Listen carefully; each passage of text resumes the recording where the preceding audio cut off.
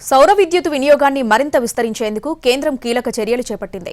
సామాన్యులపై current ఛార్జీల భారం తగ్గించేలా సరికొత్త పథకం తీసుకొచ్చింది.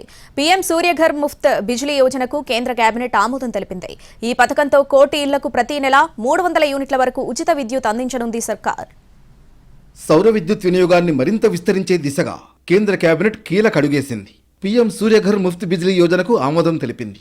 ఈ పథకంతో 1 కోటి ఇళ్లకు ప్రతి నెల 300 యూనిట్ల వరకు ఉచిత విద్యుత్ అందించనుంది.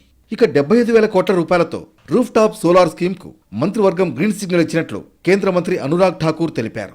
2025 నాటికి అన్ని కేంద్ర ప్రభుత్వ కార్యాలయాలపై రూఫ్ టాప్ సోలార్ వ్యవస్థను ఏర్పాటు చేయనున్నట్లు వెల్లడించారు. ఈ సోలార్ ప్యానెళ్ల ఏర్పాటుకు వెబ్సైట్లో గృహ వినియోగదారుల నుంచి దరఖాస్తులు స్వీకరిస్తున్నట్లు చెప్పారు కేంద్ర మంత్రి అనురాగ్ ఠాకూర్. అయోధ్యలో ప్రాణప్రతిష్ఠ అనంతరం ప్రధాని మోడీ ఈ పథకాన్ని తీసుకురానున్నట్లు ప్రకటించారు. ఆ తర్వాత బడ్జెట్లోనూ దీనికి కేటాయింపులు చేశారు. ఫిబ్రవరి 13న ప్రధాని ఈ స్కీమ్ను ప్రారంభించారు.